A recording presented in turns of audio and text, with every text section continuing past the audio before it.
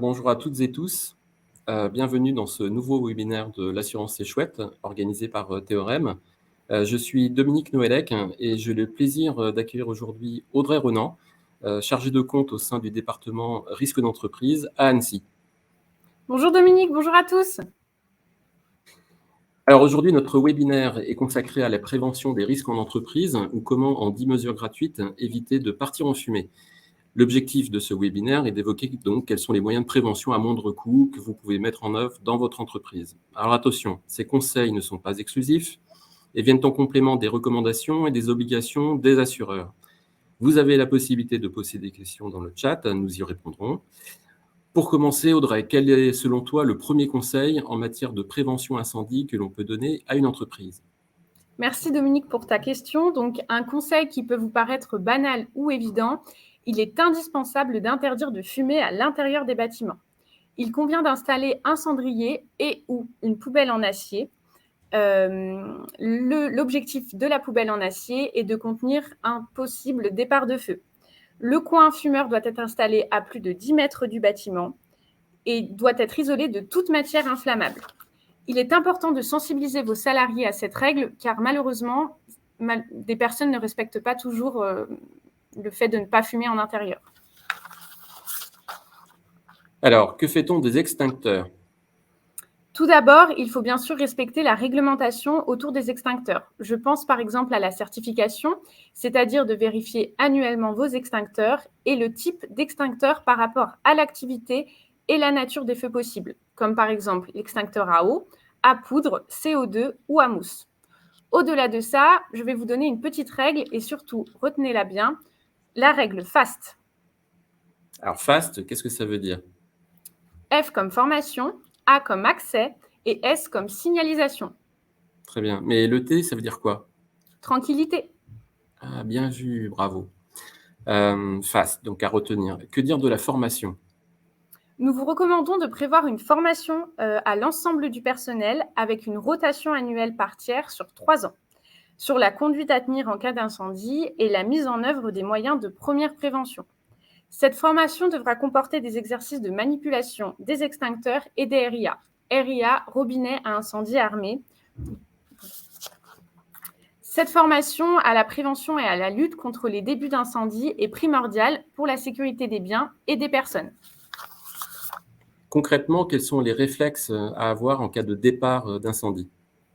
Chaque salarié doit être capable d'intervenir de façon précoce lors d'un départ d'incendie. Je pense par exemple à transmettre l'alarme, utiliser les moyens de protection, comme les extincteurs, vous aurez appris la manipulation lors de votre formation, mettre en sécurité son poste de travail et surtout évacuer au signal sonore. Très bien, Audrey. Alors, dis-moi maintenant en quoi l'accès est important. En cas de début d'incendie, l'extincteur doit être à portée de main sans aucune obstruction. Éviter de stocker des marchandises dans son environnement, ce qui engendrerait une perte de temps considérable en cas de début d'incendie. Et au-delà du strict réglementaire, quelles sont les astuces pour mieux signaler la présence des extincteurs ? Il faut toujours placer un panneau indiquant la présence de l'extincteur en hauteur et visible de loin. On va prendre l'exemple d'un départ d'incendie dans une entreprise. La fumée commence à envahir le bâtiment, la personne à proximité de l'extincteur connaît les lieux et récupère ce dernier. Malheureusement, il est défectueux. Dans un temps relativement correct, il doit pouvoir trouver où se trouve le second extincteur, bien sûr en ne mettant pas sa vie en danger. Très bien, Audrey. Alors, l'organisation des lieux professionnels obéit à quelques règles de bon sens, mais qu'il est indispensable d'appliquer. Peux-tu nous les rappeler, s'il te plaît ? Premièrement, il est important de stocker les produits inflammables et ou dangereux dans des zones dédiées, à l'écart des lieux de production, avec une liste détaillée des produits, des quantités affichées à l'entrée de la zone. Un petit conseil en plus, sécuriser éventuellement l'accès avec un cadenas. Oui, je crois savoir que les annales de l'assurance sont malheureusement remplies d'accidents tragiques liés au non-respect de ce type de règles. Et oui, tu as malheureusement raison, Dominique. Je pense à un autre petit point qui est très facile à réaliser, c'est d'éloigner les palettes d'au moins 10 mètres des murs de l'entreprise. L'objectif est d'éviter les conséquences d'un acte de malveillance ou de négligence. Il est également important de garantir la propreté des lieux, comme par exemple éviter les taches d'huile, la poussière ou encore la surcharge, et l'évacuation des déchets combustibles. et surtout veiller à la bonne exclusivité des lieux tels que les locaux techniques. Nous avons souvent constaté qu'on a vite fait de stocker provisoirement puis durablement du matériel dans des lieux qui n'ont pas leur destination, qui n'ont pas l'utilité d'être à cet endroit. D'accord. Si l'entreprise maintenant dispose de véhicules d'exploitation, et je pense par exemple à des chariots élévateurs, que faut-il prévoir? C'est une très bonne question, Dominique. Nous vous recommandons de délimiter à la peinture les zones de parking des véhicules et des chariots.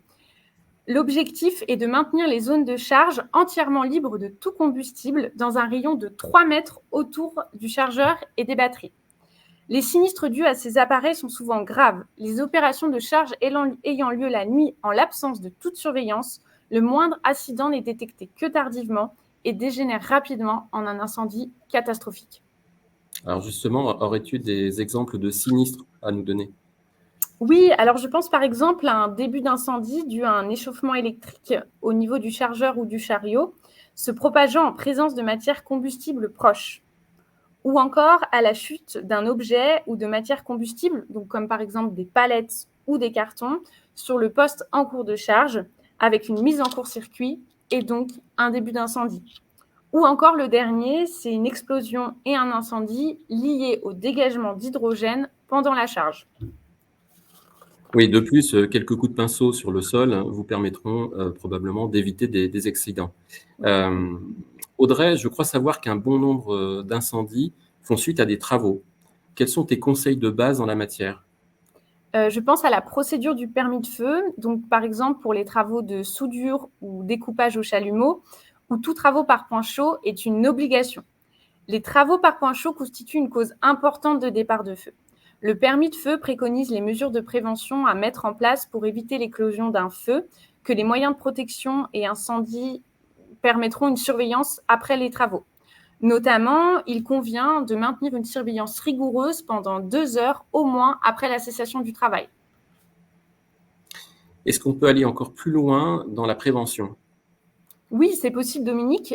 Donc, je recommande, par exemple, de prendre contact avec la commune ou le service départemental d'incendie et de secours afin de vous assurer que les moyens publics de lutte incendie situés aux abords du site sont vérifiés annuellement et connaître les caractéristiques hydrauliques des poteaux et bouches d'incendie, comme par exemple le débit ou la pression.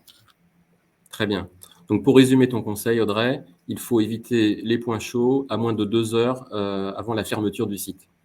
Nous avons beaucoup parlé de moyens de prévention des incendies, souvent de nature accidentelle. Quel serait ton meilleur conseil pour anticiper les sinistres liés à de la malveillance? Alors, mon conseil est très simple à réaliser, c'est de tenir son extérieur propre pour ne tenter personne. Comme par exemple le tas de bois ou le bidon qu'on oublie, la fenêtre cassée qu'on ne répare pas par manque de temps, les véhicules garés n'importe comment, les espaces communs ou les espaces verts qui sont mal entretenus. Je pense également aux tags que l'on n'efface pas, ou encore les bennes dans lesquelles les déchets s'accumulent. Donc en dehors des extérieurs et des lieux de production, je pense aussi aux locaux administratifs qui ont aussi leurs zones sensibles. Par exemple, les serveurs informatiques, les données, tous les matériels utilisés par le personnel. Dans ce domaine, que conseilles-tu? Alors, nous vous recommandons d'effectuer des sauvegardes périodiques adaptées aux données informatiques et ces données, en fait, sont indispensables au bon fonctionnement de l'entreprise. Ces données informatiques qui sont sauvegardées doivent être conservées à l'extérieur du site, donc selon une périodicité hebdomadaire minimum et surtout tester régulièrement ces sauvegardes. En fait, la présence de ces sauvegardes informatiques permettra, en cas de sinistre, de redémarrer rapidement votre entreprise, comme par exemple un virus, une malveillance ou une destruction d'une machine, par exemple. Très bien. En conclusion, je propose de retenir ces 3 mots-clés: anticipation, organisation, formation, sans oublier ta précieuse règle FAST: formation, accès, signalisation, tranquillité. Donc si je comprends bien, avec quelques règles simples, de bon sens, mais indispensables, il est possible de protéger son entreprise en grande partie sans investissement. Alors cependant, en fonction de l'activité, il est possible que certains assureurs exigent des moyens de protection beaucoup plus avancés. Je pense aux sprinklers, et en fonction de la typologie du risque de l'entreprise et de son activité. Néanmoins, retenez ceci, les meilleurs sprinklers et les meilleurs extincteurs sont ceux dont on n'a pas l'usage. Alors, ultime recommandation, mais néanmoins incontournable, respecter la réglementation et les obligations en vigueur. Et d'ailleurs, à ce sujet, Audrey, je crois que tu as un dernier conseil pour nos spectateurs. Oui, alors vous allez trouver dans le chat un lien qui va vous être envoyé par notre responsable marketing où vous pourrez télécharger et retrouver les fiches techniques qui ont été rédigées par le service risque d'entreprise. Et surtout, n'hésitez pas à consulter notre page LinkedIn car nous avons encore beaucoup de fiches à vous communiquer et elles seront postées au fur et à mesure du temps. Parfait, merci Audrey. Alors pour terminer, je crois que tu as une anecdote à nous raconter. Oui, alors c'est l'un de mes collègues qui me l'a raconté. Lors d'une visite de risque, il a découvert que le robinet à incendie armé était branché sur l'arrivée d'eau des toilettes. Autant vous dire que son utilité n'était pas à son maximum. Ça se comprend. Merci. Voilà, ceci est la fin de ce webinaire. Merci Audrey, nous espérons que ces conseils vous seront utiles. Merci beaucoup Dominique, merci à tous pour votre attention et je vous souhaite un bon appétit. Nous vous donnons rendez-vous pour notre prochain webinaire, l'assurance est chouette, le 22 septembre avec Amaury Delacroué et Thibault Leleu, webinaire qui sera consacré aux 5 points essentiels des contrats dommages aux biens. Merci pour votre participation, à très bientôt. Au revoir. Au revoir.